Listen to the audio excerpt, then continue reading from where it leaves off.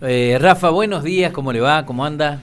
Bien, bien, gracias a Dios, bien, bien. Aquí estamos contentos, disfrutando este día que Dios nos ha dado. Pensaba en Sergio recién, que envió un saludito para ustedes, que dice que el rock lo hace trabajar mejor. Bien. Mire vos, ¿no? Sí, está, sí, música. Está bueno, cualquier cosa que pueda estimularnos al trabajo. Y justamente nuestro tema de hoy es el trabajo. ¿Por qué trabajamos? Es como si en un sorteo me hubiese tocado trabajar. ¿Y por qué a mí? Claro. O dice, culpa de Adán que pecó, yo tengo que trabajar, ¿no? Bueno, no pasa por ahí. En realidad, el trabajo es una actividad intelectual o física o manual, después a favor de una compensación o una remuneración económica. El trabajo está vinculado también a la salud física, mental de cada persona.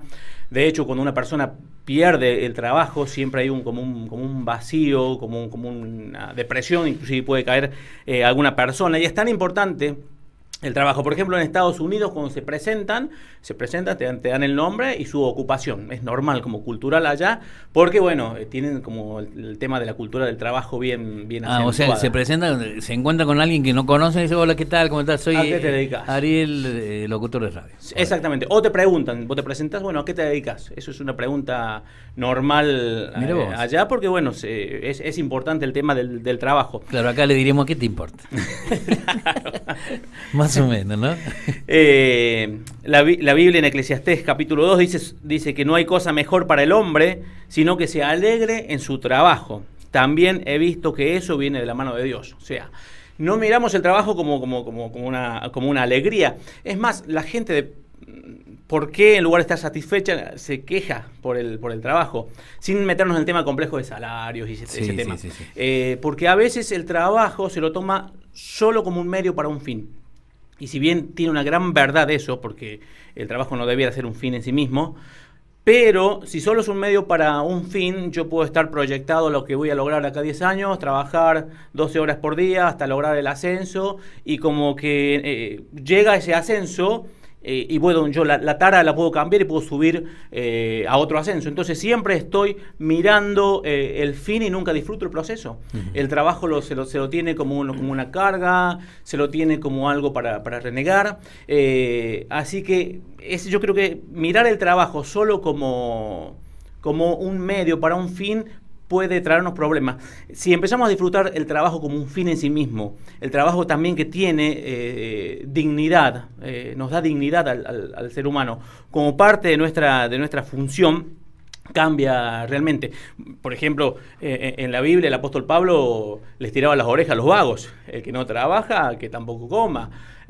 Había un pueblo llamado Tesalónica ahí, y en la iglesia les decía, bueno, sí, esperan al Señor Jesús que venga, que regrese, porque perdonó sus pecados, pero trabajen mientras tanto. Y si no, el Señor ya viene y no trabajemos. Total, el Señor ya viene. Claro. Entonces, dice, no, hay que trabajar, y vas a ver en las parábolas, la mayoría de las parábolas de Jesús tienen que ver con el trabajo, con la vida diaria, con la agricultura, con la pesca, con lo cotidiano, porque la Biblia nos da un mensaje importante en cuanto al trabajo. El tema es que siempre se ha interpretado el trabajo o se lo ha visto como algo secundario, ¿sí? Ya los griegos, los romanos tenían esa cosmovisión del trabajo como, bueno, es algo secundario a la contemplación, es algo secundario a la meditación, ¿sí? Si bien es importante el pensamiento, de ahí los filósofos, la meditación, muy importante, de hecho hoy no se medita ni se piensa tanto, pero el trabajo también es importante. Por ejemplo, el filósofo Agustín decía, bueno, muy bien los granjeros, muy bien, los felicito, sigan adelante, pero no hay como la contemplación. Tomás de Aquino dice, siempre es mejor la vida contemplativa que la vida de acción, ¿sí? Entonces, esa cosmovisión de que solo en el quietismo, solo en la meditación está la realización, la gente trabajaba poco.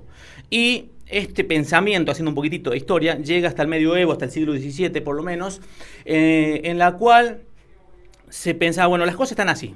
Ya está todo un estamento religioso, político, social, está el sistema feudal y ya está, no puedo hacer más nada. Si tu abuelo era zapatero, vos vas a ser zapatero y tu hijo va a ser zapatero, porque ya está todo, ¿sí? La ciencia no era muy bien vista, o no se desarrollaba mucho la ciencia porque estaba supuestamente todo listo, todo interpretado. Esto va a cambiar un poco con un movimiento religioso, el movimiento del protestante, en la cual se empieza a cuestionar las ideologías políticas, sociales, religiosas, ¿sí? Y se empieza, entre otras cosas, se empieza a mirar el trabajo, ya no tanto como esa cuestión que no me queda otra, como una cuestión secundaria. Hereditaria. Ya. Hereditaria. Cuando Lutero traduce la palabra, él tradujo más que nada el Nuevo Testamento, encerrado allí en el Palacio de Federico de Sajonia. Cuando traduce el Nuevo Testamento, cuando va a traducir la palabra trabajo, él usa la palabra alemana Beruf, que la traducción de esta palabra tiene que ver con llamamiento y vocación. Trabajo vinculado al llamamiento y de vocación. Fíjate que es simple. Ya no se mira el trabajo como una carga que no me queda otra. Ya lo miro como una vocación, como un llamamiento de Dios, como una forma de honrar a Dios. Así se empezaba a ver el trabajo, porque antes ese tipo de trabajo solo estaba, o ese tipo de llamamiento o vocación, solo tenía que ver con el clericalismo, solo con el liderazgo religioso. Y el trabajo era como algo pagano que no tenía que ver con Dios. Entonces, los reformadores, Lutero, Calvino, Zwinglio, dicen, no, el trabajo honra a Dios. De hecho, la primera orden que Dios le da a Adán es trabajar. Vos fíjate que no le dice, mirá, hacete una iglesia, no, trabaja. Dios puso al hombre y a la mujer para regentear, para organizar, para administrar la tierra y le da trabajo. Lo primero que Dios le da, Dios no quiere desocupados. Bien. Dios no quiere vagos. Entonces le da trabajo y lo bendice con el trabajo. De hecho, cuando le dice que tiene que cultivar y guardar la tierra, de la palabra cultivo hebrea viene nuestra palabra cultura. El mensaje es que en la interrelación con lo que nos rodea, ese cultivo de las relaciones, va generando y formando cultura. Fíjate qué interesante. Obviamente esto no está restricto solamente a la cuestión agrícola, tiene que ver con el arte, con la ciencia, con la literatura, todo trabajo intelectual y todo trabajo también físico y manual, porque el trabajo intelectual no es superior al manual. Cada uno tiene su lugar. Eso estaba pensando, ¿no? Eso Porque es también, muy importante. Vos decías, arrancaste la charla hablando de que un trabajo es algo que después tiene una remuneración. Y no siempre la remuneración tiene que ser económica. Porque el que trabaje en su propio ser, o el que cultiva su carácter, por ejemplo, su forma de ser, también recibe también una retribución no económica, pero sí el mejor de calidad de vida, bueno, un montón de cosas, las mejores relaciones con su familia, por ejemplo. Sí. Justamente el trabajo es para sostener las necesidades básicas, tiene que ver con la dignidad también del ser humano, y tiene que ver con esto, con interpretar el trabajo como un bien en sí mismo también, como algo que da dignidad, como una forma de honrar a Dios. Así se empezó a mirar de esta manera, y no tanto mira, vez pasada mencionamos a Emmanuel Kant con su imperativo categórico. Él decía lo siguiente: el imperativo categórico tiene que ver cuando uno obra conforme al deber, y el imperativo hipotético tiene que ver cuando uno obra conforme a premios o castigos, consecuencias, ¿sí? Entonces uno obra, por ejemplo, cuando son chicos nuestros hijos, los mandas a lavarse los dientes y le decís, lavate los dientes. ¿Por qué? Para que no se te caigan, para que no haya caries y demás, y le das un porqué, y ese lava los dientes para que no le pase tal o cual cosa. Entonces eso es hipotético, porque hace algo en función de lo que no le venga un mal. Con el trabajo lo mismo. Si un jefe me da una orden, yo la cumplo. ¿Por qué? Porque si no me echan, porque si no tengo problemas, o porque si no... Pero a veces hago eso con un imperativo hipotético. O sea, yo trabajo bien solo si el jefe me lo dice, o solo si el jefe me da una orden, ¿sí? No trabajo bien por el hecho de trabajar bien solamente. De hecho, la Biblia, cuando habla del trabajo, habla de que no sirvamos al ojo humano. O sea, si el patrón no está, yo debo seguir con la misma calidad de trabajo como si el patrón estuviera. Claro. ¿Cómo cambiaría? Bueno, toda esa cosmovisión del siglo XVII se entiende el trabajo como un deber ser, ¿sí? Como un llamamiento, como una vocación, y se entiende como una forma de adorar a Dios. Entonces, ya se hace con otra calidad el trabajo. Estuve hace unos años en Machu Picchu, allí cerca de Cusco, en Perú, y veía esas construcciones maravillosas que, bueno, menos zafaron de los españoles esa construcción, porque se fueron antes los incas y, bueno, quedaron las reliquias esas.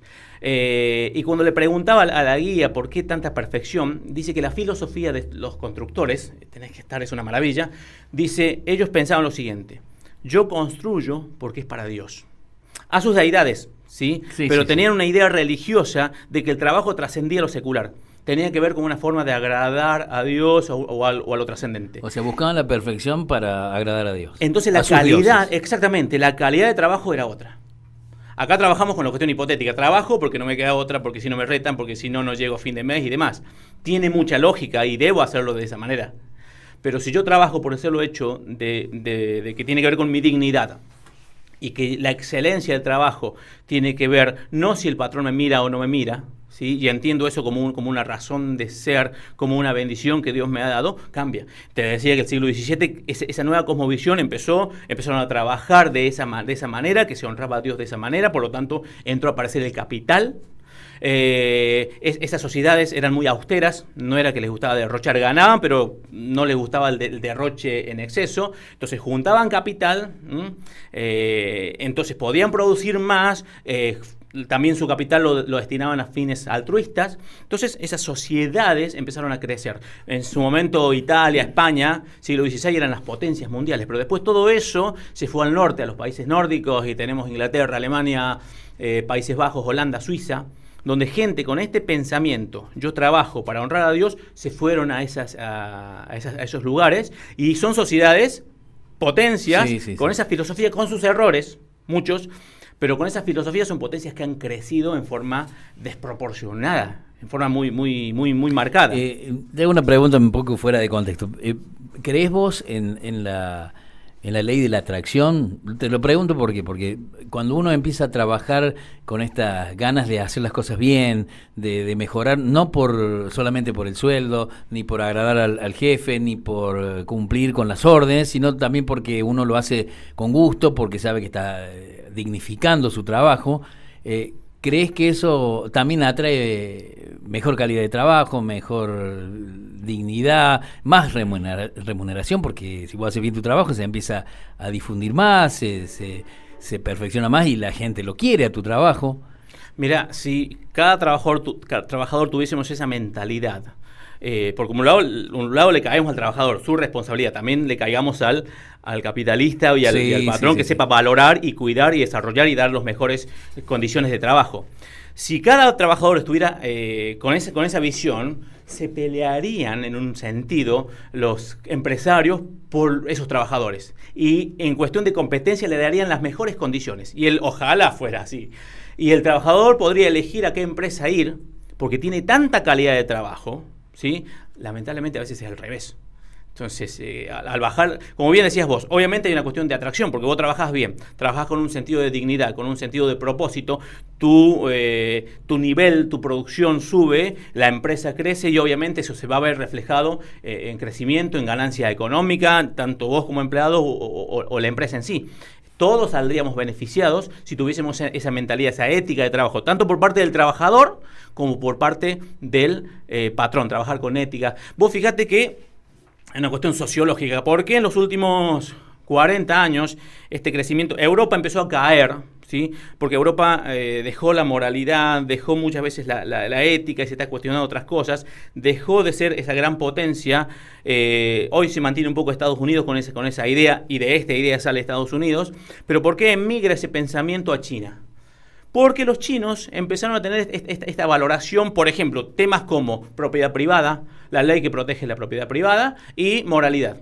Así de simple, y son ejemplos chinos, todos los orientales, japoneses y demás, y empiezan a crecer económicamente porque empiezan a tener conducta de trabajo. Un chino se dice que trabaja unas 2.300 horas anuales contra las 2.000 promedio que trabajamos cualquiera de nosotros. Entonces hoy empiezan a ser potencias porque empiezan a tener esos mismos valores de conducta, de ética, de trabajo, de servir a Dios. Entonces eso empieza a verse reflejado. Así que fíjate cómo no aprovechamos los buenos momentos.